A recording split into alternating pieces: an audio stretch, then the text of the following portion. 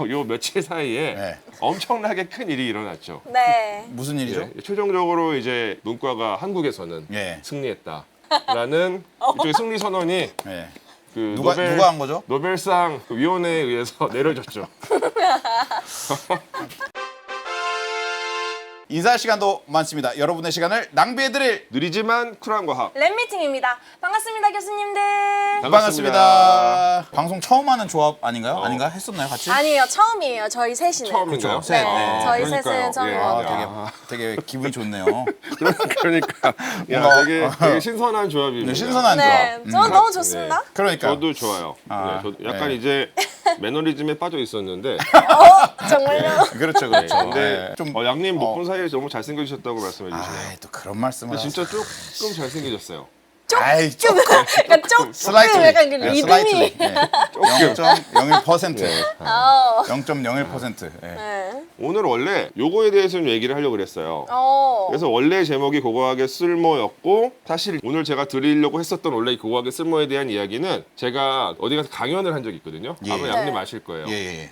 근데 강연장의 어딘지 알 것 같아요. 그렇죠, 아시잖아요. 예, 예. 그 강연장의 표정을 보고 알았어요. 이게 사정상 제가 강연을 진짜 준비를 조금 나름 좀 신경 써갖고 했는데 예, 예. 네. 제대로 못했어요. 아, 그러니까 뭐 다 여건이 다 안 돼요. 네. 오늘 이 자리에서 또 하시는 예, 거죠? 그래서 이거 너무 아까운 거예요. 아, 아깝죠. 그래서 생각을 하다가 아씨 어디 가서 할까 하다가 나중에 뭐 딴 데 가서 강연을 하더라도 네. 랩미팅에 나가서 어차피 제가 계속 설명드리는 거랑 관련이 있는 내용이고 또 제 정체성을 설명할 수 있는 좋은 기회라고 생각이 들어서 예, 예. 그래서 이제 고각의 쓸모에 대해서 조금 말씀을 드려야겠다라고 마음을 먹고 준비를 이제 해놨죠. 예, 예. 그런데 요 며칠 사이에 네. 엄청나게 큰 일이 일어났죠. 네. 무슨 일이죠? 예, 최종적으로 이제 문과가 한국에서는 예. 승리했다라는 일종의 승리 선언이 예. 그 누가 한 거죠? 노벨상 그 위원회에 의해서 내려졌죠. 근데 이 시즌은 축하를 해주고 조용히 있겠습니다. 왜냐면은 이게 확률적으로 3배거든요. 네. 그렇죠. 아닌가? 근데 이게 경제학도 있고. 사실은 이게 약간 그러니까 약간 애매해요. 네. 그러니까 다른 뭐 물리, 화학, 생리학상은 완전히 이과고 그렇죠. 평화상은 이건 그렇죠. 약간 중립이죠. 조금 뭔가 정치적인 네. 그런 거고. 그다음에 경제학은 약간 사회과학적이고. 그러니까요. 그러니까 문과라고 할 수 있지만 또 이 경제학 전공자들은 약간 이제 문과로 포함되는 거 싫어해요. 아, 맞아. 그리고 약간, 오히려 네. 그 인문학 전공자들을 깔봐요. 자주. 그래요? 그래요? 그러니까 이 문과 영역에서 사실은 경제학이 패권을 갖고 있죠. 그렇죠. 전 세계에 가장 큰 영향력을 발휘하는 학문은 경제학이다 보니까 그래서 약간은 이제 자기들은 문과가 아니고 우리는 되게 뭔가 약간 과학적이야 라는 식으로 하는 경우들이 있어요. 네, 그렇죠. 그렇지만 뭐 크게 보면은 경제학과 문학상은 뭐 완전히 문과 쪽 그렇죠, 향이고 그렇죠. 네. 이제 그래서 이런 이제 그 분야들이 있는데 또 그동안 한국에서는 다들 경제학상이나 이 문학상에서 한국인 수상자가 나올 거라고 별로 기대하지 않았어요, 사실. 이번에도 깜짝이었죠. 근데 이쪽 자연계육 쪽에서는 뭐 내심 뭔가 엮여져 있는 어떤 한 분이 좀 받을 수 있지 않을까. 그 꿈은 가져볼 수 있잖아요. 맞아요. 그런 거죠. 네. 근데 이번에 아무튼 받게 돼서 너무 기쁘긴 했습니다. 맞아요. 네. 예. 저도 진짜 그 소식 듣고 저 약간 실감이 안 났어요. 저조차도 네. 그러니까 뭐 평화상은 이제 한국에서 수상을 했지만 네. 그러니까 한국에서 다음 노벨상은 이쪽 이과 쪽에서 나올 거다라고 저도 그냥 막연하게 생각하고 그렇죠, 있었어요. 막연히. 어느 분야인지 네. 모르겠지만 네. 문학상이 나올 거라고는 전혀 생각해 본 적이 없거든요, 한 번도. 실제로 근접한 영역들이 좀 있었거든요. 예, 그렇죠. 뭐 그래핀도 있고 그래봤자 어차피 RNA도 못 있고. 받았잖아요. 그 예, 아무튼 네. 한국의 한강 작가가 멋지시네요. 노벨 문학상을 수상을 하셨습니다. 네. 진짜 멋진 일이죠. 너무 멋지고 진짜 저는 계속 이 작가님 인터뷰나 이런 것들 많이 맞아요. 찾아봤거든요. 네. 또 그 와중에 책은 못 읽고 그런 것들을 많이 찾아봤는데 진짜 멋지고 저와는 다른 세계에 계신 분 같긴 하더라고요. 그렇죠. 예, 그렇죠. 네. 하정님 혹시 보셨어요, 책? 저 책 안 읽어봤고 네, 저도 안 읽어봤어요. 저는 이번 기회에 네. 구매를 했어요. 진짜요? 선고를 했어요. 근데 괜찮아요. 저도 안 봤어요. 예. 뭐 거의 다 읽고 오신 줄 읽어보신 줄 알았어요. 다 읽고 오신 줄 알았어요. 저는 사실 소설을 잘 못 봐요. 네. 소설을 잘 못 읽어서. 아 저도 그래요. 저도 소설 못 소설을 읽겠어요. 읽으면은 읽다가 길을 잃어요. 전 자요. 네, 네. 길을 잃어. 왜냐면은 이해가 안 돼요. 그 소설의 내용이 이해가 잘 안 돼서 네. 길을 잃어서 그래서 읽어본 적은 없어요. 하지만 저는 이제 책 사는 거는 좋아하거든요. 네. 책을 뭐 심심할 때마다 그냥 안 읽어도 사요. 네, 굿즈니까 예, 그래서 일종의 지식 굿즈. 이 그쵸. 노벨상 한강 작가님의 노벨상 수상 소식을 듣자마자 주문을 했죠. 아, 네, 그런데 이 한강 작가의 수상 소식이 저한테 반가웠었던 이유는 제가 이 수상으로 인해서 숟가락을 좀 얹을 수 있게 됐어요. 오, 네, 제 전문 분야가 이집트잖아요. 네. 그렇죠. 물론 고대 이집트가 전문 분야지만 고대 이집트는 아니지만 이 한국과 이집트를 연결 지을 수 있는 계기가 이 한강 작가님의 수상으로 인해서 마련이 됐죠. 오, 어떤 기구죠? 어떤 계기냐? 한강 작가님은 이제 지금 이 시점에서 네. 한국어권에서 노벨 문학상을 수상한 최초의 작가이자 유일한 작가죠. 그렇죠. 그렇죠. 근데 이집트에는 아랍어권에서 유일하고 최초로 지금까지 노벨 문학상을 수상한 작가가 있습니다. 오. 한국이랑 언제- 이집트가 조금 더 비슷해진 거죠. 아, 같은 또 정체성 모든 갖게 일은 되거든요. 네, 이렇게 하면 네, 그렇죠. 그래서 다음 화면 보여주세요. 그러니까 이렇게 땀땀. 나기분 마푸즈라고 하는 작가 분이시고 이분은 이제 1988년에 노벨 문학상을 오. 수상을 하셨어요. 그리고 2006년에 돌아가셨어요. 이분 같은 경우는 이제 원래는 이제 공무원으로 일을 시작하셨는데 네. 좀 지속적으로 이제 글을 쓰셔가지고 결국에 이제 엄청나게 많은 작품을 쓰셨고 또 이 아랍어로서 이제 보여줄 수 있는 여러 가지 어떤 그 아름다운 서사를 보여줬다. 그다음에 이분의 작품들은 대부분 다 어떤 그 사회성과 역사성, 정치성을 다 갖고 있어요. 그렇기 때문에 뭐 충분히 받을 수 있는 분이었다 이렇게 생각이 됩니다. 혹시 살만 루시디의 악마의 시라는 작품 아세요? 태어나서 처음 들어보는 것 같습니다. 역시 이러니까 이제 이과가 지는 거예요.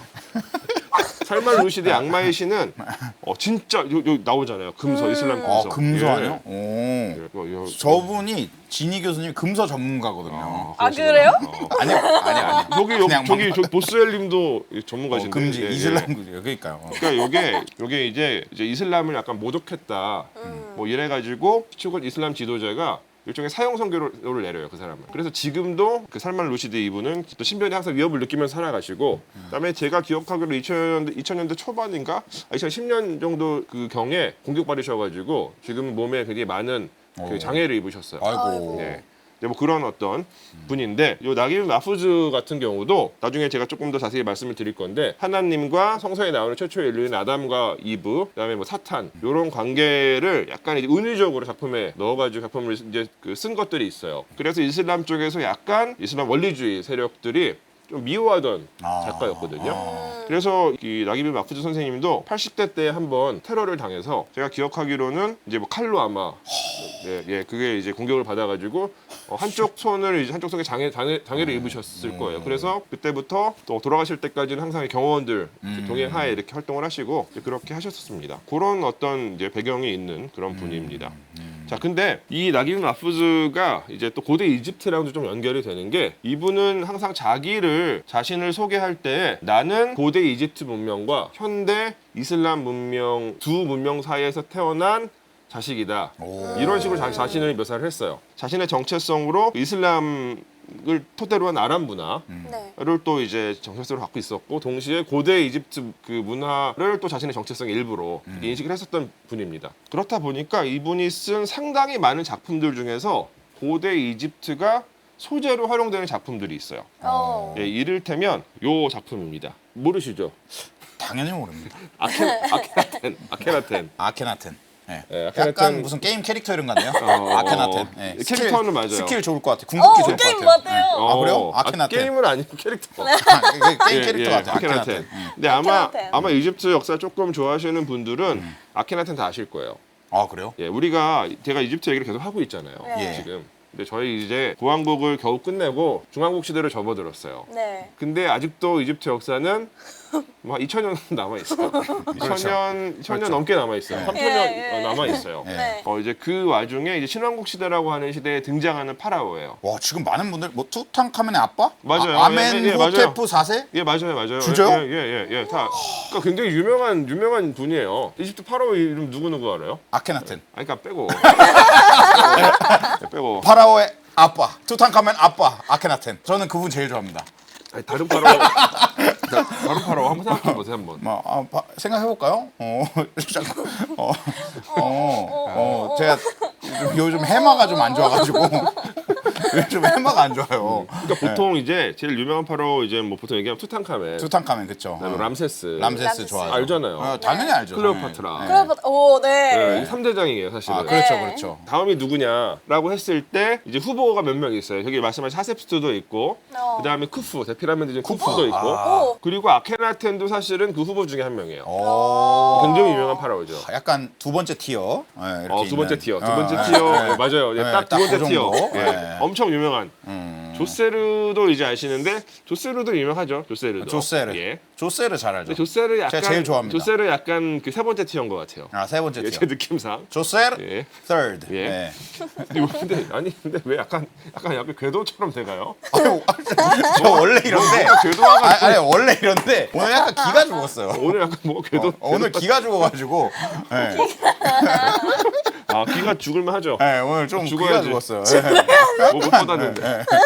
여기에 사실은 궤도랑 항성이랑 다 앉혀놓고 했어야 되는데. 그러니까 한 명씩 물리화학, 생리의학 이렇게 해가지고. 자, 그래서 아무튼 이제 요런 그 아케나텐이라고 하는 이 작품도 이제 썼는데 요건 1985년 작품이에요. 요거는 한국어로는 번역은 안 돼 있어요. 저도 읽어본 적 없어요. 근데 그냥 알고 있는 거예요. 예, 그래서 배경 아는 거죠. 요게 아케나텐이에요. 실제 아케나텐. 오, 아케나텐. 예, 이 아케나텐은 아마 저희가 나중에 뭐 앞으로 한 1년, 2년 정도 하다 보면 랩미팅을 예. 분명히 등장할 거예요. 네. 오, 좀, 무슨 예. 상당히 이게 장기네요. 한 1년 정도 하면 나올 것 같기도 한데. 미래에 만나게.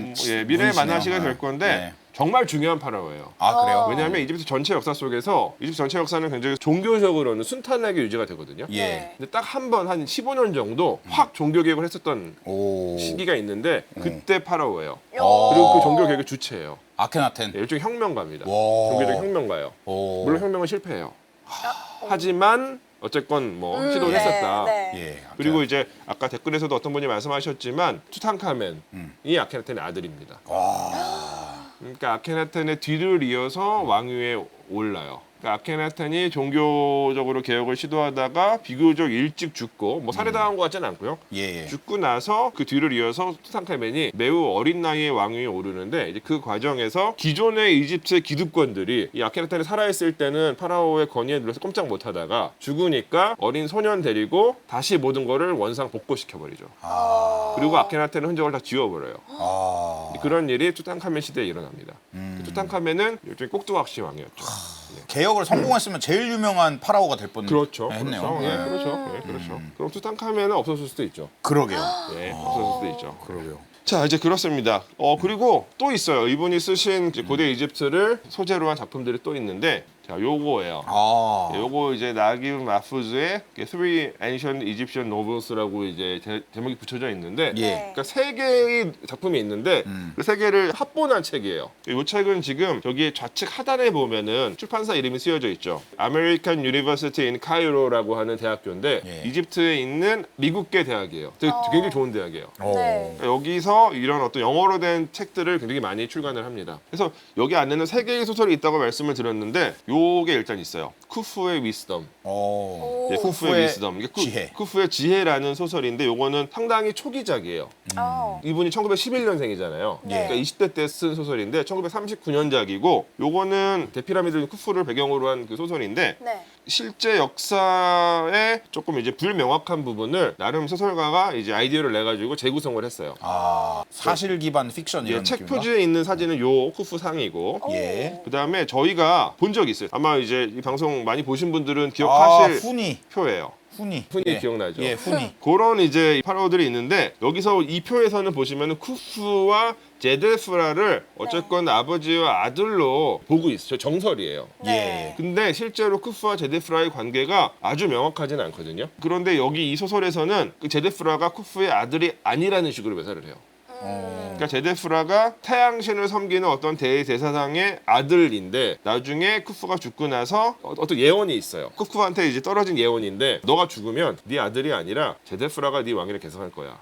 라는 예언이 이제 쿠프한테 내려지고, 그리고 쿠프가 약간 전전긍긍하면서 왕권을 더 지키기 위해서 싸워나가는, 그리고 그 과정에서 제데프라는 쿠프의 딸과 눈이 맞고 그런 역시. 내용입니다. 예로부터 그런 서사들은 네. 이런 게 재밌어. 그래서 저는 뭐 제가 소설을 번역할 역량은 안 되지만 네. 혹시 이 소설을 이렇게 좀 번역하시고자 하는 분이 있다면 그냥 번역은 그분이 하시고 같이 제가 이제 뭐 이렇게 조금 작업을 해보고 싶어요. 예, 관심이 가는 그런 소설입니다.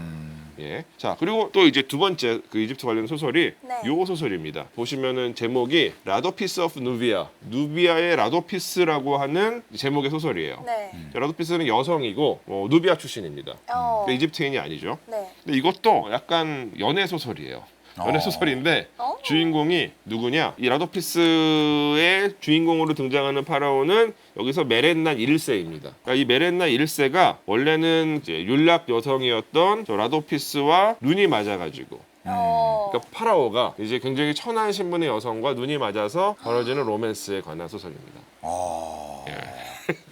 좋은데요? 내용이 예. 대단한 서사가 있을 거라고 예상이 되지만 어. 어떤 핵심 줄기는 예. 비슷하다. 그리고 요게 약간 초창기 다 버전이에요. 요거는 아. 1943년, 예. 43년작이니까 마프주가 30대 때, 30대 초반에 쓴 책이죠. 그러니까 약간 후반부의 작품들과 조금 차이는 있어요. 예. 예. 이게 파라오 웨렌나의 상이고 특이하게도 청동으로 만들어져 있습니다. 예, 이집트 박물관에 가시면 보실 수가 있고요. 자, 그리고 요게 이제 세 번째, 테베스 앳 워, 그러니까 전쟁 중인 테베. 테베는 도시 이름이에요. 신왕국 시대의 뭐 수도라고 생각하시면 돼요. 예. 전쟁 이야기예요. 이 이야기는 어떤 얘기냐? 저희가 아직 얘기하지 못했어요. 근데 나중에 아마 또 하게 될 겁니다. 이집트 역사 속에서 이중강기라는 시기가 있습니다. 네. 중왕국이 해체되고 이집트가 여러 개의 정치체로 갈라진 이후에 그 정치체들끼리 막 싸우는 시기인데 네. 이때 보시면은 저기 이제 17왕조, 17왕조가 테베에 있어요. 아까 제가 그 소설의 제목에 나온 테베가 저기 17왕조의 이제 본거지이고, 그리고 저 북쪽 지방 빨간색으로 표시한 저 왕조들은 북쪽에 있었던 그 왕조들인데, 저 15왕조가 저 나머지를 다 장악을 해서 저 15왕조 아바리스를 중심으로 한 15왕조와 17왕조가 미친 듯이 싸워요. 진짜로 미친 듯이 싸운 것 같아요. 그 내용이 담겨져 있습니다. 그러다가 나중에 17왕조가 15왕조를 제압을 하고 통일을 하죠. 근데 특히 저 15왕조는 일반적으로 역사를 조금 좋아하시는 분들은 다 들어보셨을 텐데 예. 네. 힉소스라고 불러요. 힉소스. 힉소스. 힉소스 세력. 힉소스. 예, 힉소스는 저쪽 아시아 쪽에서 넘어온 세력이에요. 그러니까 이제 이중강기는 상황이 이제 외래 세력과 토착 세력이 이집트에서 막 싸워가지고 네. 결국에 토착 세력이 요 외래 세력을 몰아내고 이집트를 통일하는 그런 과정이거든요. 그런 시대적인 배경이 이 소설에 들어가 있다, 이렇게 말씀을 드리겠습니다. 근데 한국어로 번역된 작품은 사실 많지는 않아요. 제가 알기로 2권이 있습니다. 그래서 제가 2권을 갖고 왔어요. 요거 야. 근데 출판사에서 좀 연락 좀 해주시면.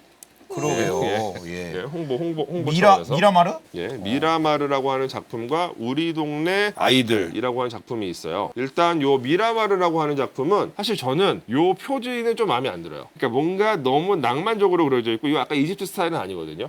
이 뒤중의 스타일이긴 한데 그러게요. 네. 약간 저쪽 모로코 스타일이에요. 표지가. 예, 저는 사실 좀 마음에 안 들어요. 이 작품은 1967년작인데 한국에는 2011년에 번역이 됐어요. 네. 그러니까 열린 책들에서 나왔고, 근데 아쉬운 거는 요거는 원래 이제 그 나키브 마푸조는 당연히 아랍어로 글을 썼겠죠. 예. 네. 근데 아랍어를 직접 번역한 게 아니라 영어를. 영어 거예요. 이게 중역본이에요. 근데 영어본을 중심으로 프랑스어본이랑 비교해가면서 아마 번역을 한 것으로 알고 있어요. 그러니까 조금 이제 아쉽죠. 요거는 1952년에 있었던 이집트의 그 혁명이 있었는데 네. 그 혁명 이후의 상황 속에서 5명의 남자가 지중해변에 있는 그 미라마르라고 하는 어떤 그 저택에 모여서 자신들의 입장에 대해서 얘기하는 그런 소설이에요. 그러니까 이제 혁명 이후의 사회상을 좀 묘사하고 있는 그런 작품이다. 이렇게 말씀을 드릴 수가 있을 것 같습니다. 예. 근데 뭐 한국어로 되어 있으니까 뭐 기회 되시면 보시는 거 좋을 것 같아요. 자, 그리고 그 다음 작품, 요게 사실은 조금 문제작이에요. 1959년 작품인데 그 한국어로 번역은 이제 우리 동네 아이들로 번역이 됐어요. 근데 원래의 원제는 자발라위의 아이들이라고 원래 원제가 있었는데, 자발라위 아이들. 예, 자발라위는 이 작품에 등장하는 주인공이에요. 그게 부자예요. 부자인데 이 자발라위라고 하는 인물의 뭐 자식들 뭐 관련된 어떤 그 내용입니다. 요거는 2015년에 번역이 됐는데 네. 이거는 아랍어본을 이제 직접 번역한 제대로 된 번역본입니다. 네. 이 작품은 왜 문제가 됐냐면 등장 인물들이 그 은유적으로 그 신과 그다음에 아까 말씀드렸던 아담, 이브, 사탄 뭐 이런 구약 성서에 등장하는 여러 캐릭터들을 은유적으로 표현한 그런 캐릭터들이 등장을 해요. 그래서 이를테면은 자발라위는 하나님이에요. 여기서. 와. 네. 다른 이제 자식들과의 뭐 이런 관계나 이런 것들이 하나님과 다른 주체들과의 관계에 관한 은유여서 예. 네. 사실 그렇게 이슬람 어떤 종교를 막 모독적으로 표현하지는 않았는데 그럼에도 불구하고 되게 원리주의자들이 보면 조금 문제작이에요. 그러다 보니까 아까 말씀드린 것처럼 원리주의자들이 이 작가를 이제 테러하기도 하고 이런 일이 벌어진 거죠. 그래서 테러하고 그러신 거구나. 예, 그런 어떤 배경이 좀 있습니다. 아무튼 한 번쯤 다 읽어보시면 좋을 것 같아요. 이집트 특히 관심이 있으시면 예. 진짜 이집트를 엿볼 수 있는 문학 작품이니까 읽어보시면 좋겠다라는 어떤 그 제언을 이제 드립니다. 예. 네. 자, 그리고 이제 노벨 문학상 가지고 얘기를 했는데 예. 또 하나 이 노벨상과 관련해서 이집트와 한국의 공통점이 있어요. 오, 또 있나요? 네. 또 있나요? 또 있어요. 아. 대통령들이 평화상을 받았어요. 그렇군요. 이건 공통점이네요. 공통점이죠. 왜 대통령이 평화상 받는 게 엄청 많지는 않을 것 엄청 많지 같은데. 않죠. 예, 엄청 많은 사례는 아니죠. 네. 네. 한국 같은 경우는 2000년에 이제 김대중 전 대통령이 이제 그 평화상을 받았고 뭐 남북 평화라던가 혹은 뭐 여러 가지 그 뭐 인권, 민주주의 전반에 걸쳐 가지고 어떤 이제 노력한 부분들을 이제 높게 평가를 해서 노벨상 위원회에서 평화상을 이제 수여를 했었고 그 다음에 이제 이집트 대통령인 아나르 사다트 같은 경우는 1978년에 엄청난 일이 일어나요. 그동안 미친 듯이 치고받고 싸웠던 네. 네. 이집트와 이스라엘이 평화협정을 맺습니다. 어. 그러니까 하차 중동 전쟁이 끝나고 나서 이제 평화협정을 맺어요. 그래서 뭔가 진짜 사이가 안 좋았던 이 아랍권과 이스라엘 사이에 뭔가 의사소통이 일어날 수 있는 교두보가 마련이 됐죠 그때.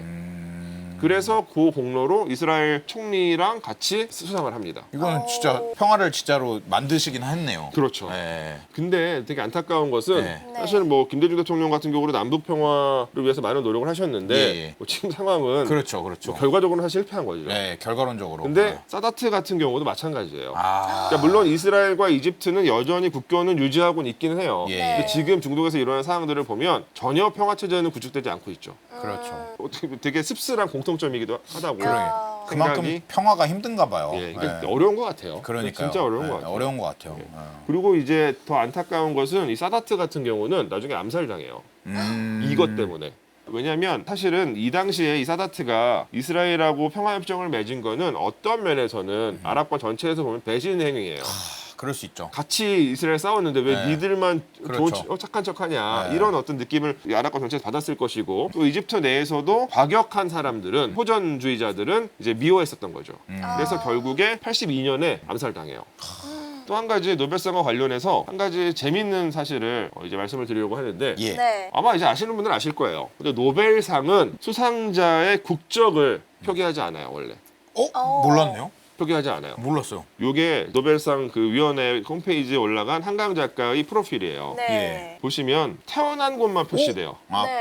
본 태어난 곳. 레지던스에 그러네. 네, 지금 살고 있는 곳. 이게 그러니까 그 근데- 상을 받을 때 살고 있었던 곳. 국적이 좀 불명확한 분들도 있고 막 왔다 갔다 하는 분들도 있고. 그렇죠. 네. 그리고 출생지를 자세히 보시면은 지금 이제 광주 사우스 코리아라고 돼 있어요. 네. 근데 국명이 바뀌는 경우도 있잖아요. 그렇죠, 그렇죠. 근데 어쨌건 코리아라고 하는 이름이 들어간 그 노벨상 수상자는 몇 명일까요? 오, 재밌다. 왜냐면 다른 국적인데 코리아에서 태어났을 수도 있고, 그렇죠. 코리아에 살 수도 있고. 그렇죠. 그쵸. 네. 맞네요.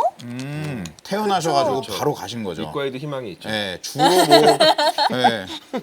뭐 가장 가능성 높은 건 네, 아무래도 네. 일본 네. 분이실 테고. 네. 예. 자, 그래서 한번 볼게요. 일단은 요게 이제 나긴 오. 마푸즈의 아, 프로필인데 출생지 카이로 이집트, 그다음에 이제 돌아가신 곳 카이로 이집트, 네. 그다음에 그 상 받았을 때 살던 곳 이집트 이렇게 네. 명시가 되어 있죠. 요게 이제 사다트 같은 경우도 마찬가지로 다 이집트예요. 출생지 도시가 다르지만 예. 이렇게 되어 있고. 자, 근데 다음 화면. 요게 김대중 대통령인데 보시면 태어난 곳이 목포. 예. 근데 그냥 코리아예요. 어? 나우 사우스 코리아. 그러네요. 이런 재밌죠. 네, 네. 재밌네요. 1925년에는 사우스 코리아는 없었어요. 이런 국명도 되게 중요하게 여긴다. 이 점을 좀 알려드리고 싶고요. 그리고 이제 아까 사실 댓글에서 이미 알고 계신 분들도 있어요. 제가 아까 말씀드린 그 한국에서 태어나신 네. 한국 국적은 아니지만 예. 네. 수상자가 있다. 어, 바로 이분입니다. 이과 분이세요. 부산에서 태어나셨네. 예, 찰스 페더슨이라고 하는 1987년 그 노벨 화학상 수상자 와. 분인데 네.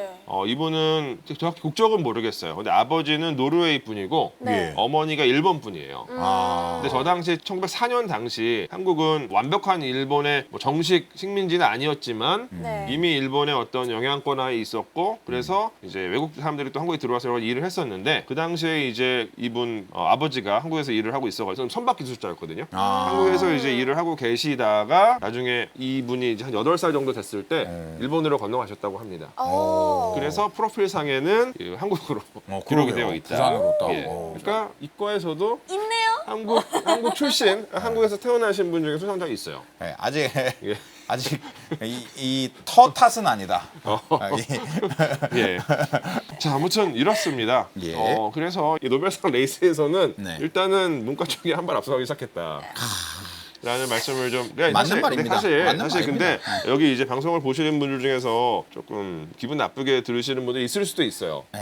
근데 뭐 제가 실제로 그렇게 생각하는 건 아니고 그냥 재미있게 재미죠. 좀 얘기를 네. 해보려고 네, 재미죠. 이렇게 이런 컨셉을 좀 잡았습니다. 그래서 제가 이제 문과 이과 막 비교한 거를 좀 이렇게 더 얘기를 좀 길게 해볼까 하다가 딱 하나만 갖고 왔어요. 그거 아마 인터넷에서 많이 보셨을 거예요. 문이과를 구분하는 농담. 이거 알고 계세요 혹시? 이거 이 농담을 전혀 모르는데. 그래요? 전혀 모르는데 의도는 알겠어요. 딱 보면 알겠죠. 당연히 알죠. 예, 이과 당연히 알죠. 문과도 알아요.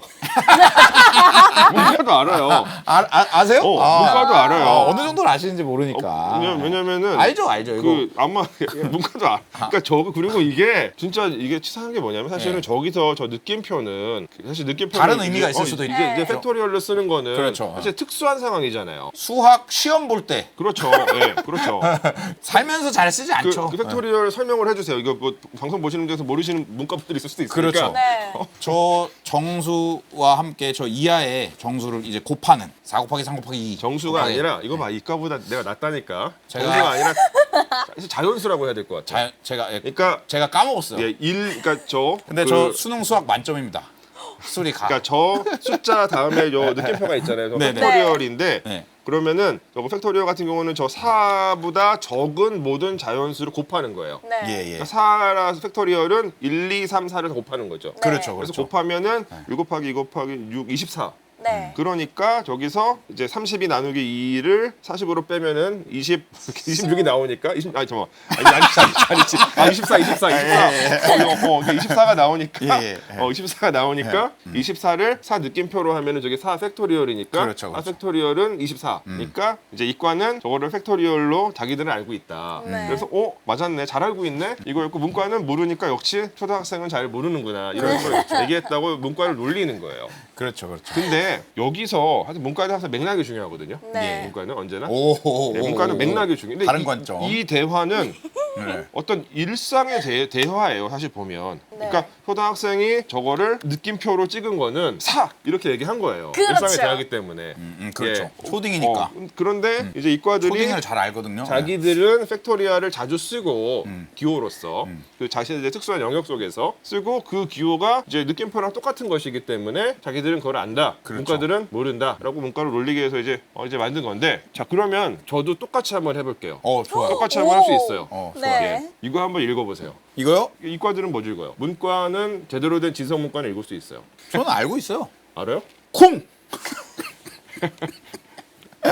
어, 사실 잘 모르겠어요. 모르죠. 못 예. 읽겠어. 예. 문과인데도 이 못 콩, 읽으시는데요? 아니면 콩. 제가 하겠습니다. 아 문과는 콩! 그러니까 문과인데 모르면 문과가 콩! 아니에요. 콩. 그게 네. 네. 발음 기호예요. 뭐를 표현하는 발음 기호냐? 치경 흡차금이라고 하는 소리를 표현하는 발음 기호예요. 치경 흡착음은 예, 뭐죠? 치경 흡차금은 어떤 소리예요? 어떤 소리냐? 딱쿵이네요? 이게 쿵. 예, 근데 콩. 예, 그러니까 언어학에서는 되게 많이 쓰는 표현이고 내가 콩. 저 이름은 쿵이라고 하는 어떤 종족의 이름이에요. 오. 인류학적으로 엄청나게 유명한 종족이거든요. 아프리카 서남부에서 살고 있는 우리가 부시맨이라고 많이 부르잖아요. 예. 그 종족이에요. 근데 진짜 궁금한 게 문과분들 저걸 잘 알아요? 제대로 된 문과들은 알죠. 그러니까 그게 왜 그러냐면 네. 왜 그러냐면 네. 이게 그러니까 예를 언어학에서는 그냥 자주 쓰는 표현이고요. 아 그래요? 네. 그리고 적통 부족은 굉장히 많은 뭐 인류학이나 고고학이나 역사학이나 뭐 여러 사회학이나 이런 문헌들에서 그냥 굉장히 많이 나오는 부족의 이름이에요. 그래서 근데 표기를 이렇게 써요 원래. 그러니까 한국어로 쓸 때도 느낌표 쓰고 쿵이라고 써요. 그러니까 이제 그거를 저기 대부분의 문과는 전공을 잃었다. 지금 광역들인가요? 지금 광역들이에요. 하여튼 이제 알면 되죠. 네, 알면 되죠. 아까 초등학생도 알면 되죠. 정답을 4. 예. 4. 예.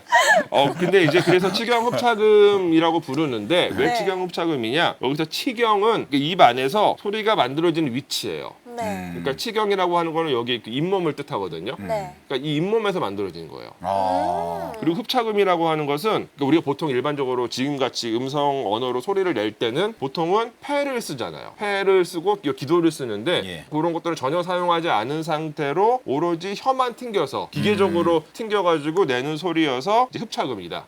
이렇게 얘기를 합니다. 그러네요. 네, 그래서 치경 흡차금이라고 부릅니다. 그러니까 이거는 언어학적으로는 많이 사용되는 개념이에요. 그러니까 저사 저걸로 놀리지 말아라. 아니요 그냥 나에게 쿵이 있다. 사 원래는 사이라고 이제 4. 라고도 읽을 수 있다. 그러니까 알겠습니다. 제 얘기는 뭐냐? 딴 게 아니라 그 팩토리얼 기호나 요 치경흡차금 요 발음 기호나 특수한 맥락에서 사용되는 기호다. 그렇기 때문에 그런 걸 문과 돌리지 말아라. 알겠습니다. 네. 알겠습니다. 더 이상 놀리지 않겠습니다. 예, 아니 그냥 저도 그냥 저도 재미죠. 사실 제가 이거는 그냥 장난으로 맨날 네, 하는 그렇죠. 얘기예요. 재미죠, 재미죠. 하는 얘기인데 예. 아무튼 이제 그 한국에 있는 모든 문과분들께 힘을 내시라 이런 말씀을 드리고 싶습니다. 인사할 시간 너무 많습니다. 여러분의 시간을 낭비해드릴 느리지만 쿨한 과학. 랩미팅이었습니다. 감사합니다, 교수님들. 감사합니다.